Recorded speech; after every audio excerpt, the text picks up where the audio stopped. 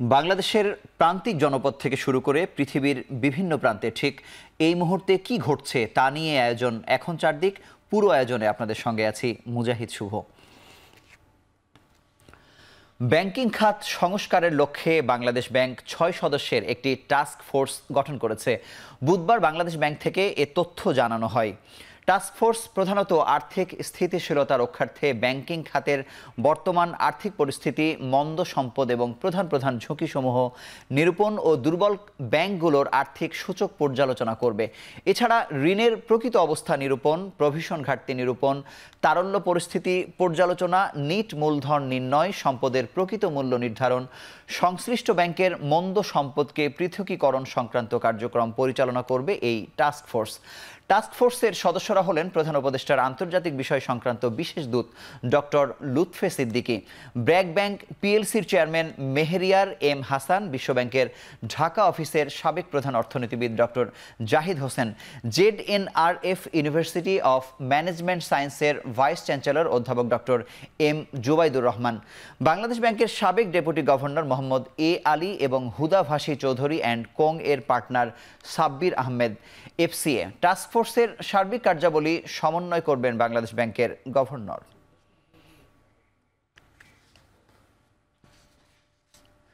সুষ্ঠু ও অবাধ নির্বাচনের জন্য নির্বাচন কমিশনের পাশাপাশি পুলিশ, জনপ্রশাসন, বিচার বিভাগ ও দুর্নীতি দমন কমিশন সংস্কার করবে অন্তর্বর্তী সরকার।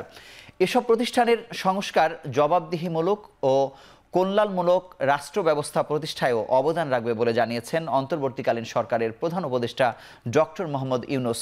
জাতির উদ্দেশ্যে দেয়া ভাষণে তিনি বলেন, সমাজের সকল স্তরের মানুষের প্রতিনিধিত্ব নিশ্চিত করতে এবং জুলাই গণ অভ্যুত্থানের বার্তাকে প্রতিফলিত করতে সাংবিধানিক সংস্কারের প্রয়োজন। এর প্রাথমিক পদক্ষেপ হিসেবে ৬টি কমিশন গঠন করার সিদ্ধান্ত নিয়েছে সরকার। ১ অক্টোবর থেকে এর কার্যক্রম শুরু হবে। এ সময় তিনি বলেন, আইন নিজের হাতে তুলে নিয়ে কেউ সমাজে বিশৃঙ্খল পরিবেশ সৃষ্টি করলে তাকে শাস্তির আওতায় আনা হবে। ধর্মীয় সম্প্রীতি বিনষ্ট না করতে দেশবাসীর প্রতি আহ্বান জানান তিনি। প্রধান উপদেষ্টা বলেন, ভারতসহ প্রতিবেশী রাষ্ট্রসমূহের সঙ্গে সুসম্পর্ক চায় বাংলাদেশ, তবে সেই সম্পর্ক হতে হবে ন্যায্যতা এবং সমতার ভিত্তিতে।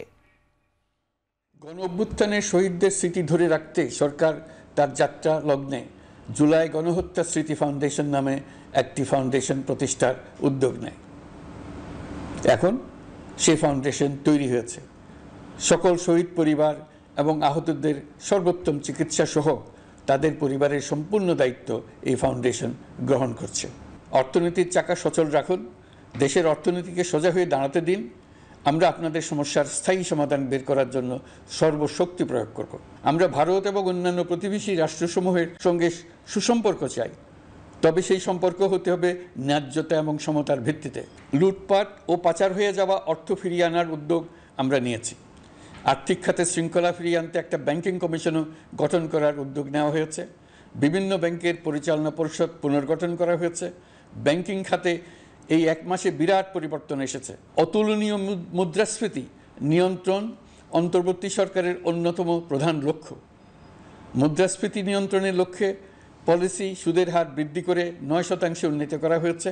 মূল্যস্ফীতি থেকে সাধারণ মানুষকে সুরক্ষা দেওয়ার উদ্দেশ্যে OMS খাদ্যবান্ধব কর্মসূচি সহ সুলভ মূল্যে প্রান্তিক মানুষের কাছে নিত্য প্রয়োজনীয় দ্রব্য সরবরাহ চলমান রাখা হয়েছে। নির্বাচন ব্যবস্থার সাথে সম্পর্কিত প্রতিষ্ঠান হিসেবে পুলিশ প্রশাসন, জনপ্রশাসন, বিচার প্রশাসন, দুর্নীতি দমন কমিশন এই 4টি প্রতিষ্ঠানের সংস্কার করা সুষ্ঠু ও অবাধ নির্বাচনের জন্য অপরিহার্য। এসব প্রতিষ্ঠানের সংস্কার জনমালিকানা ভিত্তিক, জবাবদিহিমূলক এবং কল্যাণমূলক রাষ্ট্র ব্যবস্থা প্রতিষ্ঠায়ও অবদান রাখবে বলে আমি বিশ্বাস করি। বৈদেশিক মুদ্রার রিজার্ভ বৃদ্ধি করতে বিভিন্ন উন্নয়ন সহযোগীদের কাছ থেকে বাজেট সাপোর্ট চাওয়া হয়েছে। আন্তর্জাতিক মুদ্রা তহবিল থেকে অতিরিক্ত $3 বিলিয়ন, বিশ্বব্যাংক থেকে অতিরিক্ত $1 বিলিয়ন, জাইকা থেকে অতিরিক্ত $1 বিলিয়ন প্রদানের অনুরোধ করা হয়েছে। বাংলাদেশের পরিস্থিতি নিয়ে কংগ্রেস নেতা রাহুল গান্ধীর উদ্বেগ প্রকাশের প্রসঙ্গে পররাষ্ট্র উপদেষ্টা তৌহিদ হোসেন বলেছেন, দেশটির উচিত হবে এই ধরনের ধারণা থেকে বের হয়ে আসা। বর্তমান সরকার উগ্রবাদিতা সমর্থন করে না বলেও জানান তিনি। আসন্ন দুর্গোৎসবে ভারতে ইলিশ রপ্তানির ব্যাপারে সিদ্ধান্ত সংশ্লিষ্ট মন্ত্রণালয় নেবে বলেও মন্তব্য করেন উপদেষ্টা তৌহিদ হোসেন। তাদের এই ন্যারেটিভটা পরিবর্তন করা প্রয়োজন। একটা যে ন্যারেটিভ যে শুধুমাত্র একটি দল ছাড়া বাকি সবাই উগ্রবাদী, এই ধরনের একটা ন্যারেটিভ প্রচার করার চেষ্টা হচ্ছে মিডিয়াতে। আমি মনে করি যে এটা থেকে ভারতের বের হয়ে আসা প্রয়োজন। আর দ্বিতীয় কথা হলো যে এখানে আমরা কোনো অন্তত আমাদের যা তথ্য তার ভিত্তিতে দেখতে পাচ্ছি না যে এখানে বিরাট উগ্রবাদীরা কোনো কিছু করে ফেলছে। যে সরকারে যারা আছেন তাদের কারোই তো এই ধরনের কোনো এজেন্ডাও নেই, এরকম কোনো ব্যাকগ্রাউন্ডও নেই। কাজে তাদের আমার মনে হয় তাদের এই বক্তব্য থেকে বের হয়ে আসাই বিদেশের সম্পর্কের জন্য ভালো। আমি বলেছি যে এটা সরকারের যে রিলেভেন্ট মিনিস্ট্রি আছে তারা সিদ্ধান্ত নেবে, আমরা তো আর মাস এক্সপোর্টের সিদ্ধান্ত নেই না। এখন চারদিকে নিচ্ছি ছোট্ট একটি বিরতি, ফিরছি কিছুক্ষণ পরেই।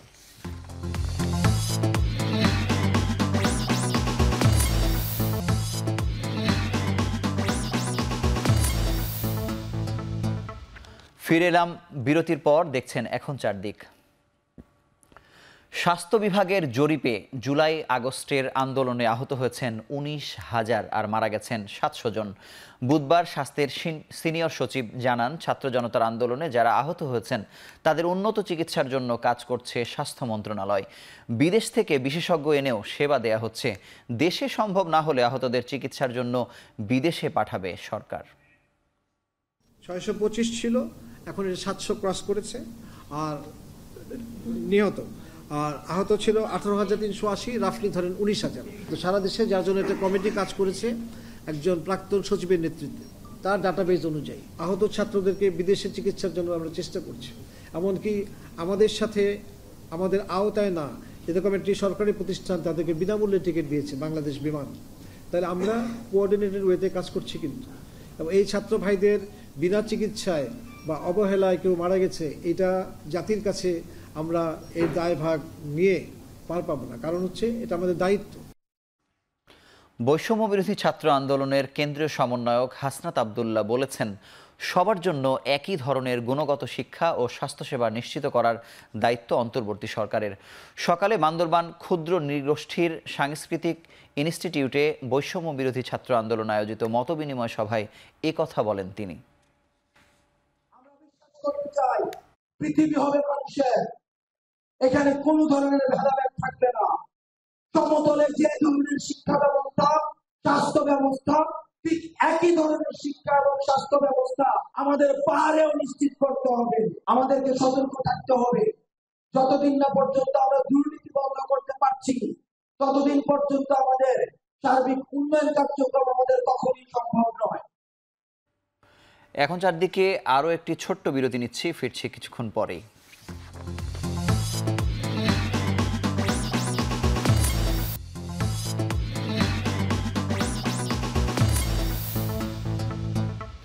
আবারও ফিরে এলাম বিরতির পর, দেখছেন এখন চারদিক।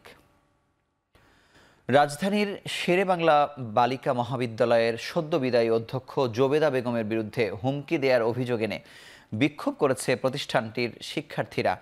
বুধবার বিকেলে নিজ প্রতিষ্ঠানে এ বিক্ষোভ করেন তারা। শিক্ষার্থীরা জানায়, বিদায়ী অধ্যক্ষের বিরুদ্ধে ম্যানেজিং কমিটির সাথে যোগসাজশ করে 9 কোটি টাকা আত্মসাৎ করার অভিযোগ ছিল। এছাড়া সাবেক অধ্যক্ষের বিরুদ্ধে শিক্ষকদের সাথে বেতন বৈষম্য ও শিক্ষার্থীদের সাথে অসদাচরণের অভিযোগও করেন তারা।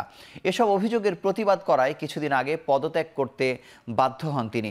পদত্যাগের পর বিভিন্ন মাধ্যমে সাবেক অধ্যক্ষ শিক্ষার্থীদের হুমকি দিচ্ছেন বলে অভিযোগ করে শিক্ষার্থীরা। গুমের সঙ্গে জড়িত এবং নির্দেশদাতাদের বিচারের আওতায় এনে সর্বোচ্চ শাস্তির দাবি জানিয়েছে গুমের শিকার ও নিখোঁজ ব্যক্তিদের পরিবারের সদস্যরা। বুধবার বিকেলে জাতীয় জাদুঘরের নলিনীকান্ত ভট্টশালী প্রদর্শনী গ্যালারিতে মায়ের ডাকের আয়োজনে গুম, জান ও জবান শীর্ষক আলোচনা সভায় এ দাবি জানান। গুমের শিকার ব্যক্তিদের নিঃশর্ত মুক্তি দিয়ে পরিবারের কাছে ফিরিয়ে দেওয়ার পাশাপাশি কথিত আয়নাঘর বা গোপন বন্দিশালাগুলো সবার সামনে উন্মুক্ত করে দেওয়ার দাবি জানান তারা। এ সময় আর্থিক ক্ষতিপূরণ দেয়া ও গুম নামক শব্দটি বাংলাদেশ থেকে চিরতরে বিদায় জানানোর কথাও বলেন তারা।